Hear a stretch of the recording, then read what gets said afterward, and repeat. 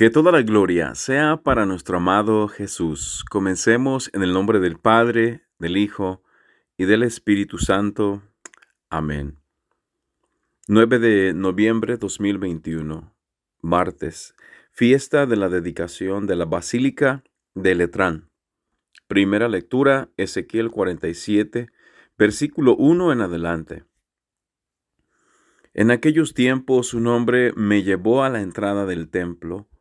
Por debajo del umbral manaba agua hacia el oriente, pues el templo miraba hacia el norte, hacia el oriente, y el agua bajaba por el lado derecho del templo, al sur del altar. Luego me hizo salir por el pórtico del norte y dar la vuelta hasta el pórtico que mira hacia el oriente, y el agua corría por el lado derecho. Aquel hombre me dijo: estas aguas van hacia la región oriental, bajarán hasta el Arabá, entrarán en el mar de aguas saladas y lo sanearán. Todo ser viviente que se mueva por donde pasa el torrente vivirá. Habrá peces en abundancia, porque los lugares a donde lleguen estas aguas quedarán saneados, y por donde quiera que el torrente pase, prosperará la vida. En ambas márgenes del torrente crecerán árboles frutales de toda especie, de follaje perenne e inagotables frutos. Darán frutos nuevos cada mes, porque los riegan las aguas que manan del santuario. Sus frutos servirán de alimento y sus hojas de medicina. Palabra de Dios. Te alabamos, Señor. Salmo responsorial 45. Un río alegra a la ciudad de Dios. Dios es nuestro refugio y nuestra fuerza, quien en todo peligro nos socorre. Por eso no tememos, aunque tiemble, y aunque al fondo del mar caigan los montes. Un río alegra a la ciudad de Dios. Un río alegra a la ciudad de Dios. Su morada el Altísimo hace santa.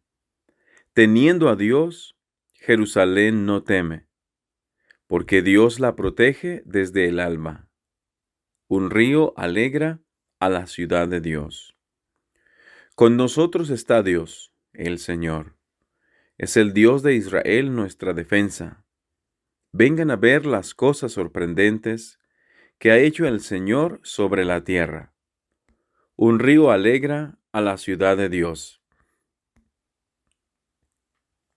Segunda lectura. Primera de Corintios 3, versículo 9 en adelante. Hermanos, ustedes son la casa que Dios edifica. Yo, por mi parte, correspondiendo al don que Dios me ha concedido, como un buen arquitecto, he puesto los cimientos, pero es otro quien construye sobre ellos. Que cada uno se fije cómo va construyendo. Desde luego, el único cimiento válido es Jesucristo, y nadie puede poner otro distinto. ¿No saben acaso ustedes que son el templo de Dios y que el Espíritu de Dios habita en ustedes? Quien destruye el templo de Dios será destruido por Dios. Porque el templo de Dios es santo y ustedes son ese templo. Palabra de Dios, te alabamos, Señor. Evangelio, Juan 2, versículo 13 al 22. Cuando se acercaba la Pascua de los judíos, Jesús llegó a Jerusalén y encontró en el templo a los vendedores de bueyes, ovejas y palomas, y a los cambistas con sus mesas. Entonces hizo un látigo de cordeles y los echó del templo. Con todo y sus ovejas y bueyes, a los cambistas les volcó las mesas y les tiró al suelo las monedas. Y a los que vendían palomas les dijo: quiten todo de aquí y no conviertan en un mercado la casa de mi Padre. En ese momento sus discípulos se acordaron de lo que estaba escrito: el celo de tu casa me devora. Después intervinieron los judíos para preguntarle: ¿qué señal nos das de que tienes autoridad para actuar así? Jesús les respondió, destruyan este templo y en 3 días lo reconstruiré. Replicaron los judíos, 46 años se ha llevado la construcción del templo, ¿y tú lo vas a levantar en 3 días? Pero él hablaba del templo de su cuerpo. Por eso, cuando resucitó Jesús de entre los muertos, se acordaron sus discípulos de que había dicho aquello, y creyeron en la Escritura y en las palabras que Jesús había dicho. Palabra del Señor. Gloria a ti, Señor Jesús. Que la paz de Cristo esté con ustedes, hermanos. Gusto en poder saludarlos. Hoy estamos celebrando la fiesta de la dedicación de la Basílica de Letrán. Entonces, todas las lecturas están enfocadas en lo que viene siendo el templo de Dios. En este caso, el templo de Cristo, que es su cuerpo. Y las diferentes lecturas de este día nos están hablando del templo. En la primera lectura se nos habla de cómo el profeta Ezequiel, Dios le mostró el templo y cómo manaba un río. Podemos ver que ese río es Jesús. Dice que el río manaba, salía un agua de la parte derecha del templo. ¿Por qué salía ese río que daba vida a animales, a árboles? Dice que ese río, donde pasara ese río, dice que todo iba a ser sanado, todo iba a ser purificado, todo iba a recibir vida. Este río que sale de esta visión del profeta Ezequiel es el mismo Jesús, hermanos, porque Jesús nos dice en su palabra, yo soy el agua viva. Dice, quien bebe de mi agua, dice, no volverá a tener jamás sed. Entonces, Jesús es este río que brota del lado derecho del templo. ¿Por qué? Porque sabemos que cuando Jesús asciende al cielo, Él está sentado a la derecha del Padre. Entonces, por eso aquí en la visión nos habla y nos dice que manaba agua de la parte derecha del templo. Y ese río es Jesús que nos viene a dar vida nueva y vida en abundancia. En el Salmo también se nos habla y nos dice, un río alegra a la ciudad de Dios. Ese río, como les estaba diciendo, es Jesús que nos alegra. Nosotros somos la ciudad de Dios. Nos alegra nuestra vida, nos da un sentido de vivir, nos da una misión, un propósito. Jesús viene a sanar nuestras heridas, viene a sanar nuestros corazones, nos viene a dar vida eterna. En la segunda lectura me gusta mucho porque dice en la primera de Corintios, carta a los Corintios, capítulo 3, versículo 9, dice, ustedes son la casa que Dios edifica. Yo, por mi parte, correspondiendo al don que Dios me ha concedido, como un buen arquitecto, he puesto los cimientos, pero es otro quien construye sobre ellos. Que cada uno se fije cómo va construyendo.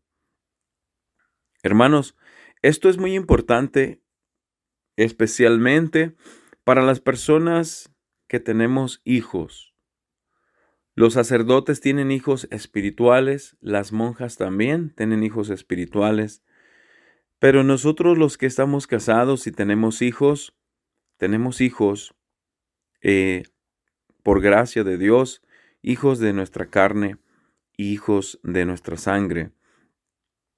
Entonces, dice Pablo, ustedes son la casa que Dios edifica. Dice, yo he puesto los cimientos. Nosotros, hermanos, ponemos los cimientos en nuestros hijos, las bases donde una casa va a ser edificada. Nosotros los ponemos en el momento en que nosotros bautizamos a nuestros hijos. Cuando nosotros, tenemos a nuestros hijos pequeños, bebés, los llevamos a bautizar. Y allí estamos poniendo esos cimientos de fe. Allí estamos poniendo nuestra parte. Ahí estamos poniendo la guía, la base de la vida espiritual, de la fe de nuestros hijos. Por eso dice Pablo, yo por mi parte, correspondiendo al don que Dios me ha concedido como un buen arquitecto, he puesto los cimientos. Las personas que no bautizan a sus hijos desde bebés o que no siguen esa tradición, es porque no están siendo buenos arquitectos. Es porque no están poniendo esos buenos cimientos en sus hijos. No les interesa, no les importa. Pero nosotros, como buenos arquitectos, debemos de poner esos cimientos, que es el bautismo, que es cuando el niño va creciendo, la primera comunión, la confirmación. Esos son los cimientos que nosotros ponemos en nuestros hijos. Pero después dice, pero es otro quien construye sobre ellos. ¿Sí? Es otro quien construye sobre ellos. Y después dice que cada uno se fije cómo va construyendo. Entonces, a la vez, cada uno de nosotros, cuando el niño va creciendo, ese niño va edificando sobre su vida. Y a la vez Dios también con su gracia, con su amor, con su poder, Él los va edificando también, los va guiando. Pero también es nuestra responsabilidad orar por nuestros hijos, orar por sus vocaciones, orar para que ellos sean personas de bien, personas de fe, personas que ardan en el Espíritu Santo, personas que amen a Dios. Nosotros debemos de orar para que nuestros hijos, nuestra familia, amen siempre a Dios y sean personas que amen con todo su corazón y sirvan al Señor. Tenemos esa responsabilidad y Dios va a edificar en ellos, en esos cimientos que hemos puesto. Entonces, cuando nos dice que cada uno se fije cómo va construyendo, pues es para preguntarnos cómo vamos construyendo a nuestra familia, cómo vamos construyendo la fe en nuestros hijos. ¿Estamos haciendo un buen trabajo o estamos haciendo un trabajo a la mitad? ¿O estamos haciendo algo más o menos bien? ¿O necesitamos mejorar? Necesitamos orar más con nuestros hijos. Necesitamos rezar más con ellos, enseñarles más los salmos, a leer la Biblia, la palabra de Dios. Yo pienso que todos podemos mejorar en algo. Todos podemos edificar en algo. Si tú ya estás grande y tienes nietos, pues edifica en ellos. Y asegúrate que todos tus nietos, yo digo esto porque sé que muchas personas nos escuchan que ya son personas mayores. Entonces edifica sobre tus nietos, que tus nietos estén bautizados, que tus nietos vayan por el camino de la fe católica, por el camino correcto espiritualmente hablando. El Señor hoy nos invita a ser buenos arquitectos como Pablo y nos invita a orar por ellos para que Dios edifique sobre ellos y para así un día presentarle a Dios al final de nuestras vidas, presentarle a Dios y decirle: Señor, yo te entrego a mis hijos, te entrego esa edificación, ese edificio, esa casa que tú construiste, Señor, con tu gracia y con tu amor. Que Dios los bendiga, hermanos, en el nombre del Padre, del Hijo y del Espíritu Santo. Amén. Que toda la gloria sea para nuestro amado Jesús. Amado mío, en este día hoy tú nos dices, Señor, que el siervo no es más importante que el amo, que el enviado no es más importante que el que lo envía. Aunque tú nos hayas dado dones, talentos, carismas, aunque tú nos hayas dado muchas cosas, ya sean materiales o espirituales, intelectuales, que nunca nos sintamos más que los demás, que nunca nos sintamos que estamos por encima o arriba de los demás.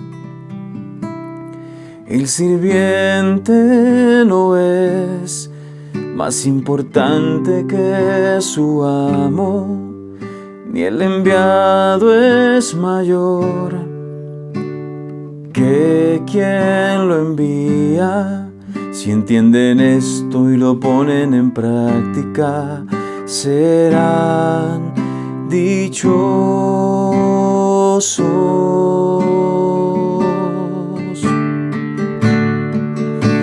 Ayúdame, Señor,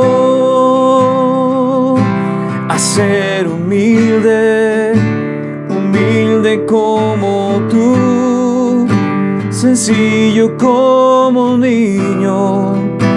Tú siendo tan grande, te has hecho tan pequeño, te has humillado ante mí. Señor, tú siendo tan grande, tú siendo Dios, te has humillado ante mí. Cuando te dejaste clavar en esa cruz, te humillaste ante mí. Cuando le lavaste los pies a los discípulos, te humillaste ante mí. Tú, Señor, que no tenías mancha ni pecado, y fuiste contado entre los pecadores. Fuiste contado entre aquellos que habían sido condenados a muerte. Te humillaste ante mí. Ayúdame, Señor, a vencer mi orgullo. Ayúdame, Señor, a no buscar gloria y vanidad. Si entiendo esto y lo practico, seré dichoso.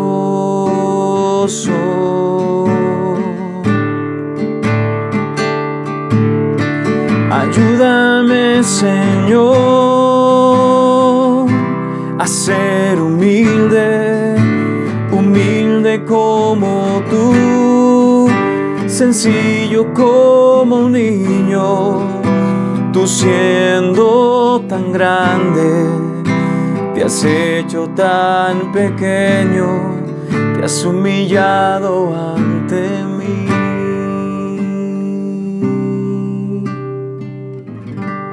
Que Dios te siga llenando de su amor.